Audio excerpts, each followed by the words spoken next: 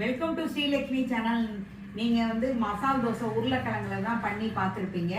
இதில் வேற வேற வகையான 30 வகை மசால் தோசைகள் வந்து இருக்குது. நான் வந்து அதில் ஃபஸ்ட்டு வந்து மெக்ரோனி மசால் தோசை செய்ய போகிறேன், பாருங்கள். இப்போ 1 கப்பு மெக்ரோனி எடுத்திருக்கேன். அதுக்கு 3 கப்பு தண்ணி ஊற்றிக்கங்க. உப்பு, 1 ஸ்பூன் எண்ணெய் போட்டு நல்லா கொதிக்கட்டும். அப்போ தான் மெக்ரோனி வந்து ஒன்றோட ஒன்று ஒட்டாமல் தனித்தனியாக வரும் நமக்கு. இப்போ தண்ணி கொதிக்க ஆரம்பிச்சிச்சு. இப்போ அதை போட்டோம். இது நல்லா வேகணும். வெந்ததுக்கப்புறம் எடுத்துக்கலாம்.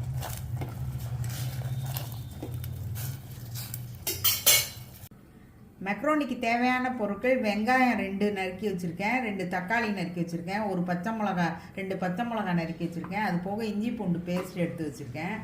அதுக்கப்புறமா கருவேப்பிலை, கொத்தமல்லி. பாருங்கள் மெக்ரோனி எப்படி வெந்துருச்சுன்னு. இதுக்கப்புறமா நம்ம இதை வடிகட்டிடணும். பாருங்கள் இப்படி வந்துருக்கு.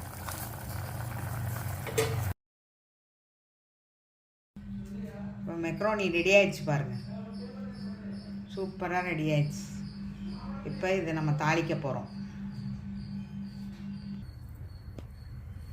இப்போ மெக்ரோனியை தாளிக்க போகிறோம். எண்ணெய் 2 ஸ்பூன் ஊற்றியாச்சு. வெங்காயத்தை போடுறோம்.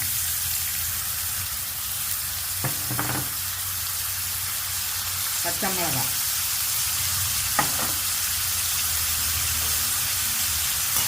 போட்டு நல்லா வதக்கிடணும். வதக்கிட்டு இஞ்சி பூண்டு பேஸ்ட்டு போடணும். கருவேப்பிலை, கொத்தமல்லி போடணும். கருவேப்பிலை போட்டாச்சு.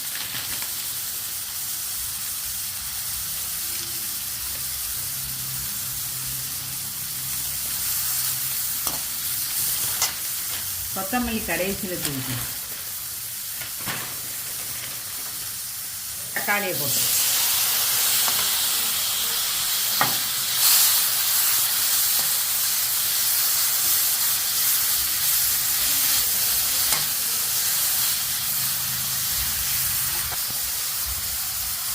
இஞ்சி பூண்டு பேஸ்ட்டு 1 ஸ்பூன். இஞ்சி பூண்டு பேஸ்ட்டு 1 ஸ்பூன் போட்டு நல்லா வதக்கிடணும். கரம் மசாலா பொடி,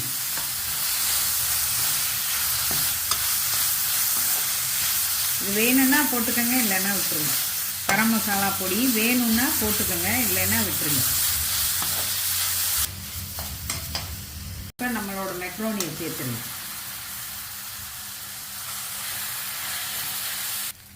கால் ஸ்பூன் மிளகாத்தூள்,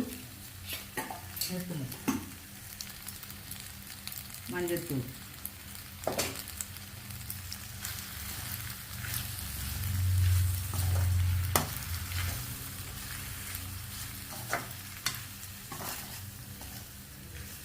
கொஞ்சம் தண்ணி இந்த மசால் வாடை போடணும்.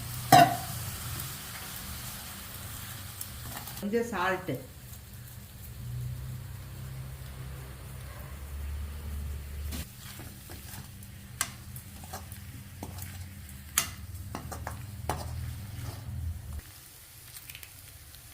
நம்மளோட மெக்ரோனி ரெடி ஆயிடுச்சு. சாரமான மெக்ரோனி ரெடி ஆயிடுச்சு. கொத்தமல்லி தழை தூவி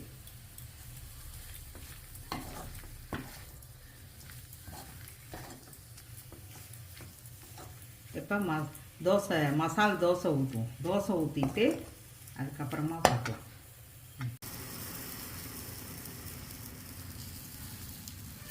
சாதாரண இட்லி மாவு தோசை தான். கொஞ்சம் பச்சரிசி போட்டு கலந்து வெந்தயம் போட்டு அரைச்சிருக்கு. இந்த தோசையை இப்போ நம்ம சுட்டுக்கிறோம்.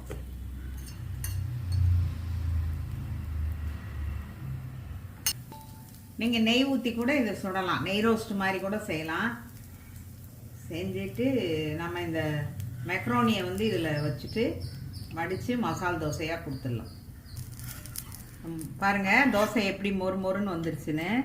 இதை நீங்கள் வேணால் திருப்பி போடலாம், திருப்பி போடாமல் மூடி போட்டுட்டிங்கன்னா திருப்பி போட வேணாம். இப்போ நான் மூடி போடல, அதனால் திருப்பி போடு. நம்மளோட மெக்ரோனி மசாலா தோசை இப்போ வச்சாச்சு. இப்போ இதை வந்து நீங்கள் இப்படி பரப்பி வச்சுக்கலாம், இல்லை நீங்கள் வந்து மடித்து அப்படியே ஒழிச்சு சாப்பிட்டுக்கலாம்.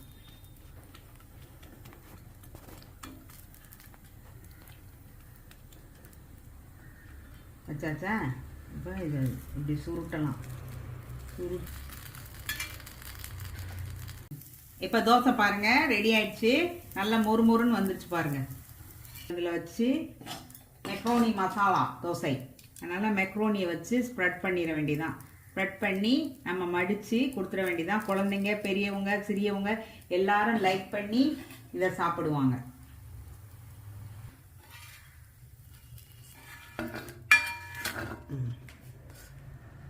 இப்போ பாருங்க மெக்ரோனி மசாலா தோசை ரெடி ஆயிடுச்சு.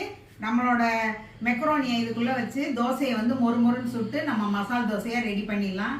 இது மாதிரி நிறைய தோசைகள் ரெடி பண்ணலாம். ஓட்ஸ் தோசை, மோதக தோசை, உளுந்து பூரண தோசைன்னெலாம் இருக்குது. நான் உங்களுக்கு ஃப்யூச்சரில் செஞ்சு காமிக்கிறேன். ஸ்ரீலக்ஷ்மி சேனலை லைக் பண்ணுங்கள், ஷேர் பண்ணுங்கள், சப்ஸ்கிரைப் பண்ணுங்கள்.